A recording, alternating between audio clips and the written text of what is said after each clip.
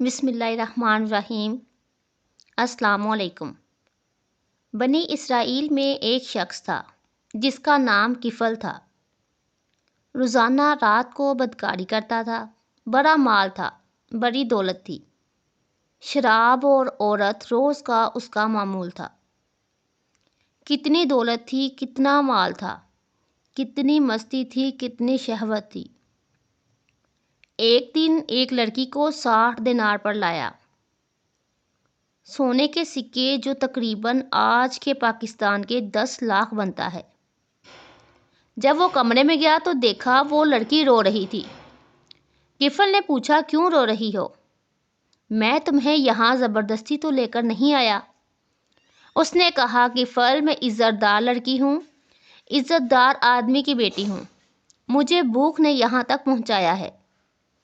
جب مالدار لوگ زکوٰۃ نہیں دیتے، غریبوں کی عزت نیلام ہو جاتی ہے۔ اس نے کہا کہ کفل میں عزت دار ہوں، مجھے غربت نے یہاں تک پہنچایا ہے۔ تو کفل رونے لگا اور کہنے لگا، بہن، جس عزت کے ساتھ آئی تھی اس عزت کے ساتھ واپس چلی جاؤ۔ جو کچھ دیا وہ ہدیہ، بس تو میرے لیے دعا کر دے، میں بڑا ہی کمینہ انسان ہوں۔ اب تو کفل کو یہ نہیں پتا کہ آگے کیا ہونے والا ہے۔ یہ کفل کی آخری رات تھی اور کفل مر گیا۔ صبح ہوئی جیسا اس شخص کا کردار تھا، نہ کوئی اسے غسل دینے آتا، نہ کوئی اسے نہلانے آتا، اور نہ ہی کوئی اسے کندھا دینے آتا۔ یہی گل سر کے مر جاتا۔ میں قربان جاؤں اپنے رب العزت پر، کیا کریم رب ہے، بخشنے پر آئے تو ایک لفظ توبہ پر ہی سب گناہ مٹا دیتا ہے۔ صبح ہوئی تو لوگوں نے کیا دیکھا کہ اللہ تعالیٰ نے کفل کے دروازے پر بڑا نورانی الفاظ میں لکھا ہوا تھا، میں نے کفل کو معاف کر دیا، اور یوں لگوایا کہ اب ہماری دوستی ہو گئی ہے۔ یعنی لوگوں، کفل کا جنازہ پڑھو، میں نے کفل کو معاف کر دیا۔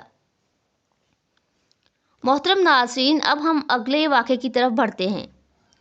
اس سے پہلے تمام مسلمان بہن بھائیوں سے گزارش ہے، ہمارے چینل کو ضرور سبسکرائب کیجیے۔ سیدہ عائشہ صدیقہ رضی اللہ تعالیٰ عنہا بنت ابو بکر رضی اللہ تعالیٰ عنہ، حضرت عائشہ حضرت محمد صلی اللہ علیہ وآلہ وسلم کی زوجہ تھیں۔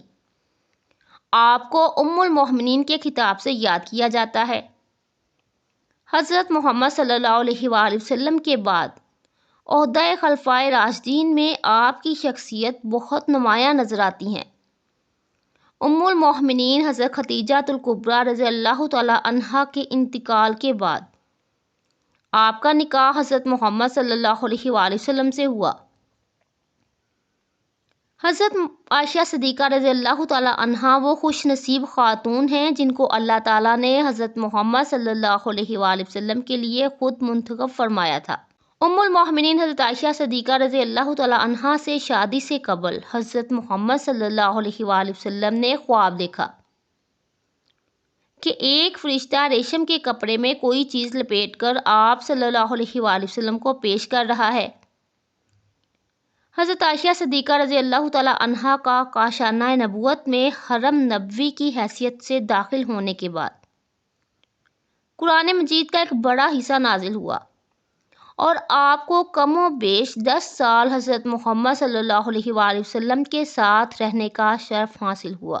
جب آپ خاتم النبیین صلی اللہ علیہ وآلہ وسلم کے نکاح میں آئیں تو روایات کے مطابق حضرت عائشہ صدیقہ رضی اللہ تعالیٰ عنہا کی عمر مبارک 6 سال تھی، جبکہ بعض روایات میں 7 سال عمر بتائی گئی ہے۔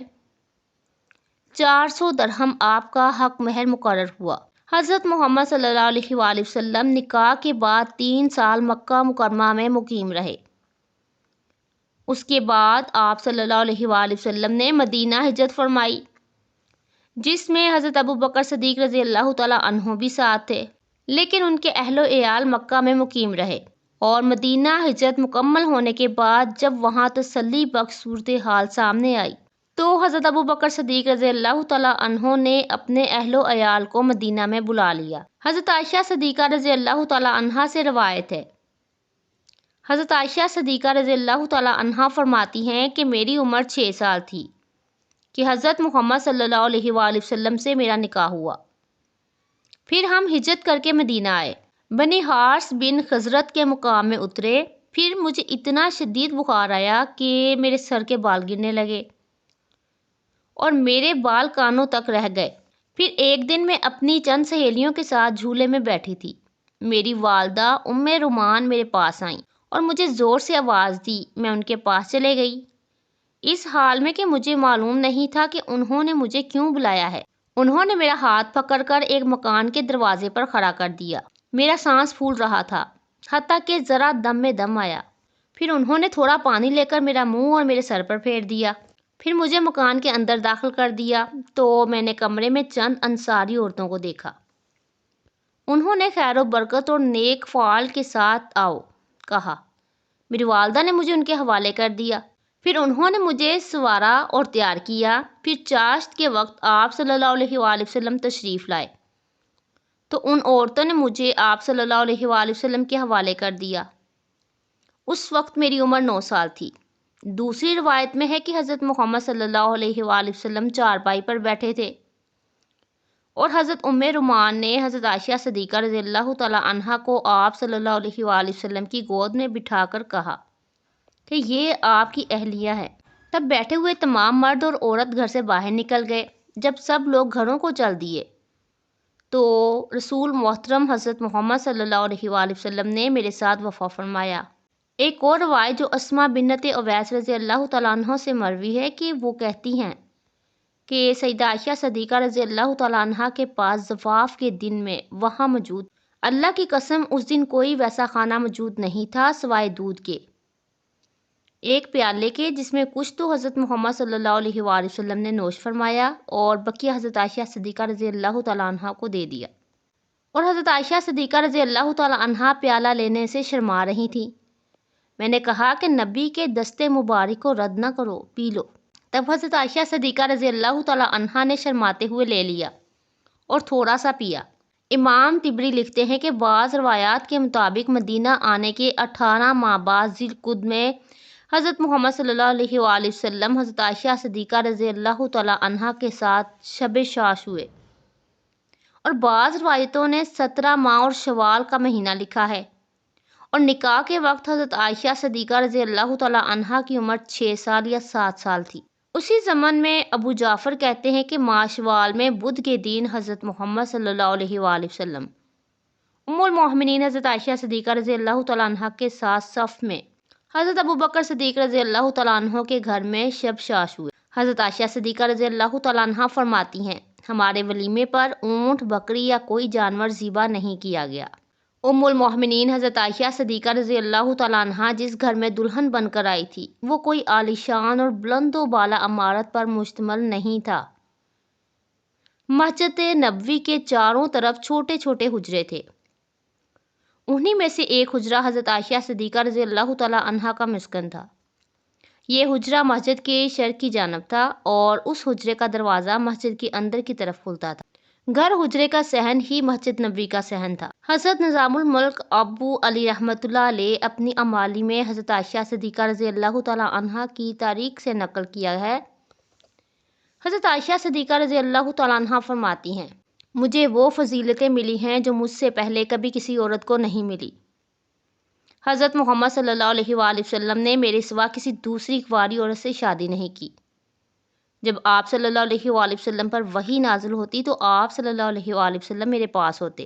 آسمانوں سے میری برات میں آیات نازل ہوئی۔ میری ساری دنیا میں سب سے زیادہ آپ صلی اللہ علیہ وآلہ وسلم کو میں محبوب تھی۔ جب آپ صلی اللہ علیہ وآلہ وسلم کو دنیا اور آخرت کا اختیار دیا گیا تو اس وقت بھی آپ صلی اللہ علیہ وآلہ وسلم میرے ساتھ ٹیک لگائے ہوئے تھے۔